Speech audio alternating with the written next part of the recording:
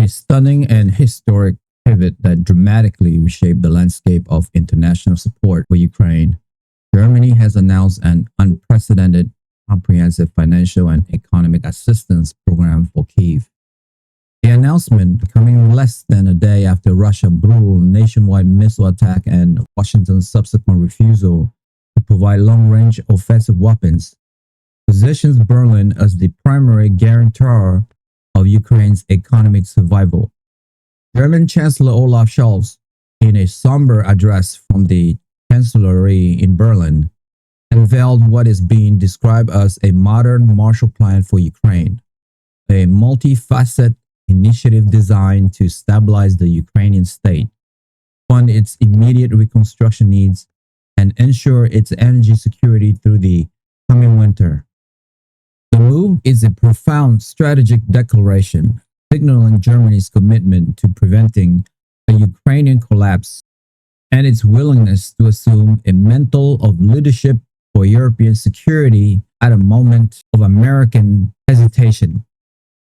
The centerpiece of the German initiative is a staggering financial package, initially valued at over 50 billion euros, aimed at directly supporting the Ukrainian national budget and its critical functions. Chancellor Scholz explained that this was not merely aid, but a direct investment in the stability of the entire European continent. A significant portion of these funds, roughly 15 billion euros, will be provided as non-repayable grants for direct budgetary support. This money is earmarked to ensure the continuity of the Ukrainian state itself, covering essential public sector expense such as the salaries for millions of teachers, doctors, nurses, firefighters, and civil servants. It will also guarantee that the Ukrainian government can continue to pay pensions to its elderly citizens and social benefits to its most vulnerable, preventing a catastrophic internal social crisis. The German Finance Ministry clarified that the funds would be disbursed in monthly tranches directly to the Ukrainian government, with a joint German-Ukrainian oversight committee established to ensure transparency and prevent corruption. This direct cash infusion is designed to keep the lights on in Ukrainian government offices and hospitals, freeing up Kyiv's own limited revenues for its immediate military needs. A second major pillar of the German plan is a massive reconstruction fund, created specifically to address the damage from ongoing Russian attacks, like the one that occurred just hours earlier. Chancellor Scholz made a direct reference to the devastation in Kyiv, Odessa, and Kharkiv, stating, "We cannot stand by while a European nation is systematically dismantled. As Russia destroys, we will help Ukraine rebuild." Brick by brick, this part of the package will allocate 20 billion euros to an infrastructure recovery program. The funds will prioritize the emergency repair of energy facilities, such as the power plants hit in Dnipro and other regions, to restore electricity and heating to the populations as quickly as possible.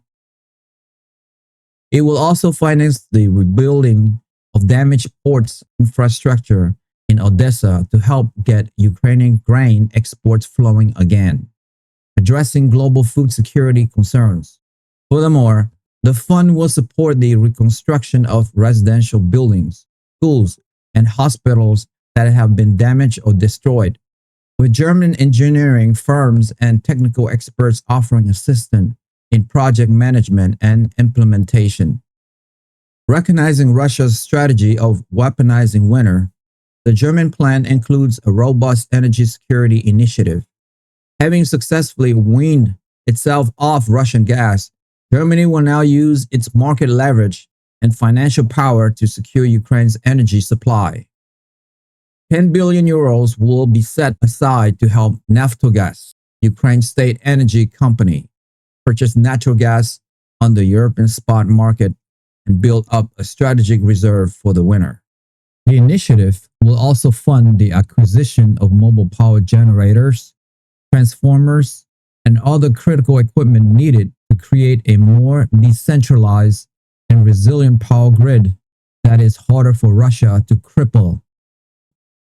This proactive measure is intended to directly counter the Kremlin's effort to freeze Ukraine into submission and is seen by analysts as one of the most critical components of the entire package. It is a direct response to the clear pattern of Russian attacks on Ukraine's energy infrastructure. While the package is overwhelmingly economic, it contains a significant military support component that stands in stark contrast to the recent American decision. Although Germany is not providing long-range missiles, it is doubling down on defensive systems. Chancellor Scholz announced that Germany would finance and deliver several more of its highly effective RST air defense system, which have proven exceptionally capable of intercepting Russian cruise missiles and drones. Berlin will also fund the purchase of additional ammunition for Ukraine's existing air defense platform, including the German-made Gepard anti-aircraft guns.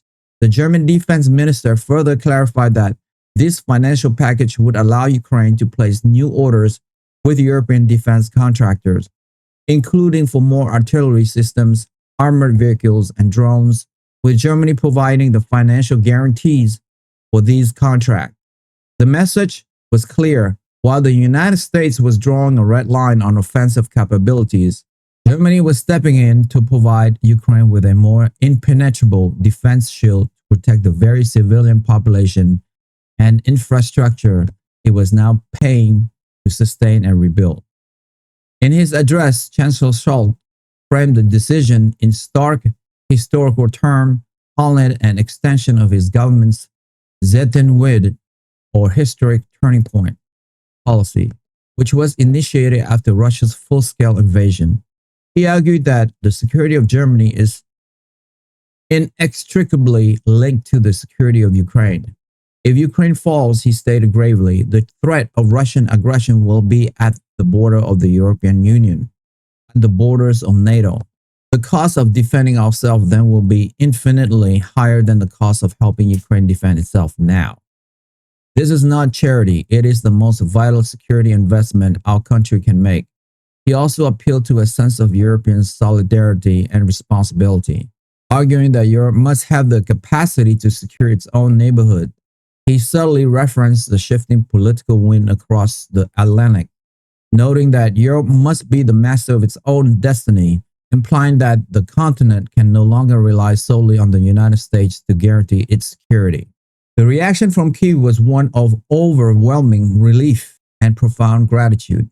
President Volodymyr Zelensky, in a joint video call with Chancellor Scholz, called the German decision a lifeline for the Ukrainian people and a true act of brotherhood. He said, at a moment of great pain and uncertainty for our nation, Germany has shown what true leadership and solidarity mean. This support will not only help us survive the winter and rebuild our cities, but it will also strengthen the spirit of every Ukrainian soldier, doctor, and citizen. The Ukrainian finance minister hailed the move as the key to avoiding a complete economic meltdown, stating that the German budgetary support would ensure financial stability for at least the next year, allowing Ukraine to focus its resources on the battlefield. In Washington, the Trump administration publicly welcomed Germany's move, framing it as a major success for President Trump's long-standing policy of demanding that European allies increase their defense and security spending. The White House press office released a statement saying, President Trump is pleased to see our European partners, particularly Germany, stepping up and paying their fair share for regional security. This is exactly the kind of burden sharing the president has called for, and it allows the United States to calibrate its own support in a way that best serves American interests. Secretary of State Marco Rubio echoed this sentiment, calling the German package a powerful and welcome contribution to our shared goal of supporting a sovereign Ukraine.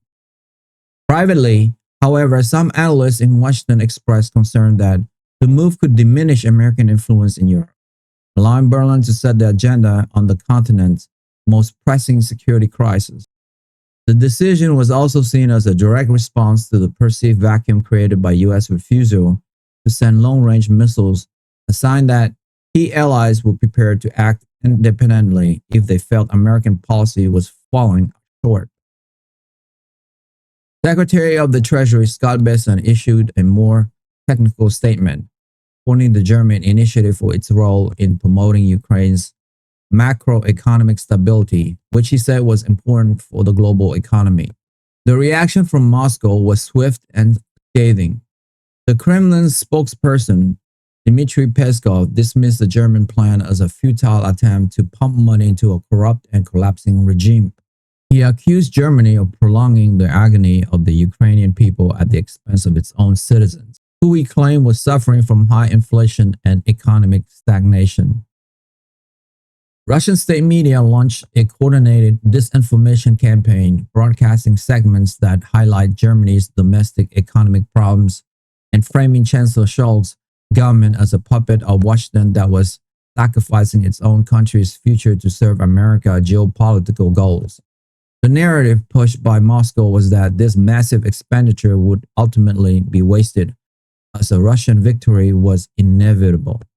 Within Europe, the German announcement was met with broad support, particularly from nations on the eastern flank. The Polish and Baltic government hailed it as a courageous and necessary act of European leadership. They view Germany's commitment as a crucial backstop against Russian expansionism.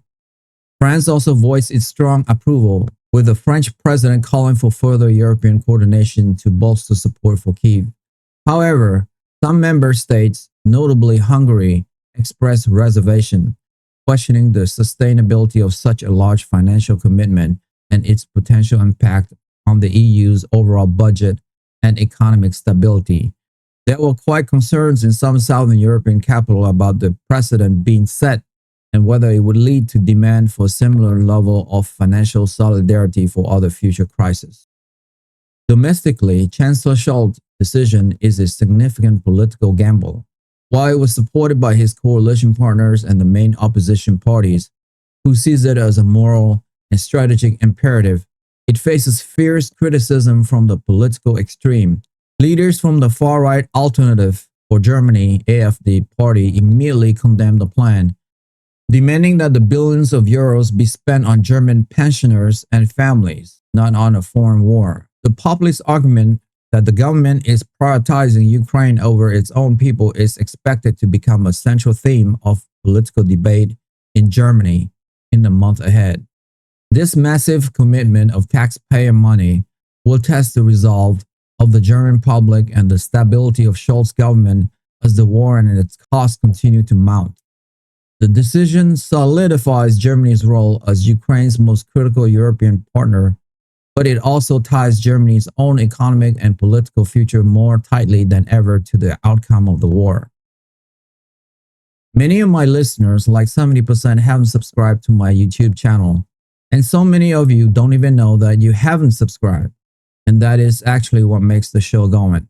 It's almost like you're making a donation to the show. So that's why I ask again and again, because it enables us to grow and grow and grow. And we're going for the long haul here. And listen, if this is your first time listening to Sokheim Rich, you don't have to subscribe. You guys, your first one's on me. But if you have watched this show before, it's like you are a freeloader now. So all I would ask you is, if you have seen this show before and you like it, help me, help my team here.